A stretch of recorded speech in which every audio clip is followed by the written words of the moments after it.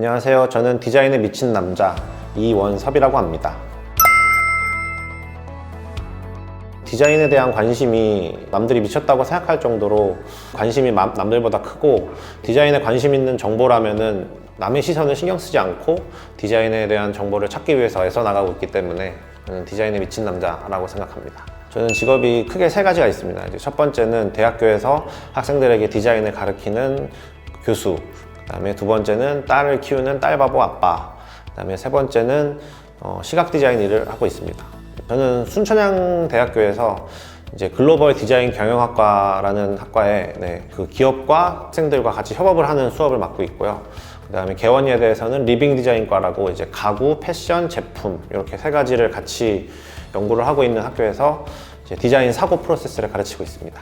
가정에 충실을 해야 되는데 사실상 제가 충실하지 못하고 있다 보니까 일부러라도 두 번째로 아빠로 넣어야지 제가 더 육아를 많이 할 것 같아가지고 그래서 육아로 아빠가 두 번째 직업으로 넣었습니다. 이제 알바몬이나 잡코리아 같은 회사에 그 모집 공고 로우 텍스트를 이제 조금 더 사람들이 보기 좋게 시각적으로 조금 더 한눈에 이건 어떤 회사고 복리 유상이 어떻게 되고 이런 정보들을 조금 더 한눈에 알아볼 수 있게끔 일러스트로 이제 작업을 해서 올리는 일을 하고 있고요. 한마디로 정의를 제가 수업 시간에 많이 해봤는데, 제가 생각하는 최고의 정의는 사랑하는 사람에게 줄 수 있는 최고의 선물이다, 이렇게 생각을 하고 있고요. 디자인 프로세스를 연구를 해보다 보니까 결국에 소비자를 생각해야 되고 여러 입장을 고려하다 보니까 고객을 사랑해야 되고 내가 전달할 수 있는 게 무엇인가를 연구하고 그 다음에 그거를 최대한 효율적인 방법으로 전달하는 게 디자인이라고 생각하기 때문에 디자인은 사랑하는 사람에게 줄 수 있는 최고의 선물이다, 이렇게 생각하고 있습니다. 저는 사실상 디자인을 공부하면서 되게 삶의 질이 높아지는 경험을 했어요. 그래서 제가 가르치는 학생들도 그런 경험을 했으면 좋겠다고 생각을 해서 그 디자인의 프로세스와 삶의 프로세스는 크게 다르지 않다라는 표현을 썼는데, 그게 어떤 뜻이냐면은 디자인 프로세스 중에 요즘에 가장 유명한 게 디자인 사고라는 프로세스가 있어요.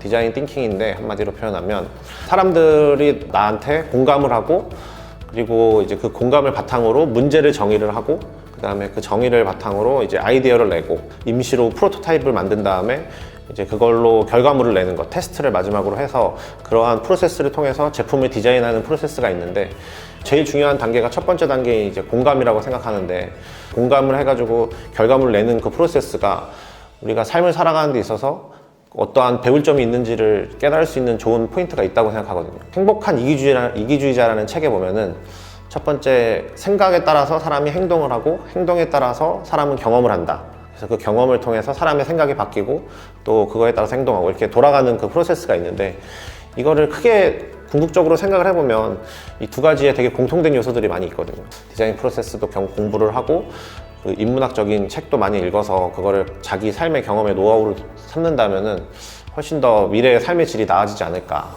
이렇게 생각을 하고 학생들한테 많이 열심히 설명하고 있습니다. 디자인에 관련이 없는 책들을 오히려 많이 본 게 조금 남들과는 다른 부분인 것 같아요. 그러니까 디자인이라고 하면은 추상적인 단어이기 때문에 사람들이 다 다르게 생각을 하고 있는데, 인문학 쪽 책을 보다 보면은 되게 디자인에 녹일 수 있는 요소들이 많이 있더라고요. 최 사장이라고 우리는 언젠가 만난다라는 책을 쓴 분이 관련된 책만 읽어서는 A라는 지식을 파악할 수 없다. A라는 지식을 파악하기 위해서는 A뿐만 아니라 그 옆에 B, C, D 있는 지식을 살펴야 A라는 지식이 정확한 위치를 알 수 있다, 이런 표현이 있는데 그 말에 되게 많이 공감을 해가지고 디자인과는 전혀 상관없는 책들을 많이 읽어본 게 저만의 좀 특징인 것 같아요. 제가 수업하는 방식이 다른 학교에서 제가 배워왔던 그 수업 방식과는 조금 다른데요. 질문할 사람 해가지고 손을 들고 질문할 사람이 손을 들었을 때만 제가 수업을 진행을 해요. 왜 그렇게 하냐면 강의할 내용이 사실 준비되어 있지만 그게 학생 입장에서는 TMI가 될 수도 있고 별로 궁금하지도 않은데 전달하는 내용이 될 수 있기 때문에 그거를 최소화하는 방식으로 수업을 하다 보니까 이제 질문을 하고 질문을 받고 그렇게 해서 수업 방식을 이끌고 있고요. 가장 학생들한테 조금 더 생각을 많이 하게 하고 질문을 어떤 걸 할지를 고민해 오는 게 되게 공부에 도움이 되는 행동이라고 생각하거든요. 변화될 그 교육 환경에 맞춰서 유튜브도 많이 제작해서 학생들한테 보여주고 또 학생들이 질문을 유튜브로도 많이 할 수 있게끔 하는 방식을 꿈꾸고 있고요. 저도 많은 질문들을 더 받게 될 거고, 그래서 저도 발전하고 또 사람들한테도 더 발전할 수 있는 컨텐츠를 전달하는 목표를 가지고 있습니다. 사람들이 질문을 좀 많이 하는 세상이 됐으면 좋겠어요. 왜냐면은 너무 주입식 교육에 시달리다 보니까 질문하면 이제 친구들이 막 째려보고 이런 분위기가 일반적으로 중고등학교 때 분위기이기 때문에 그런 거를 좀 깨부술 수 있는 좀 그런 강의를 하는 게 이제 꿈입니다.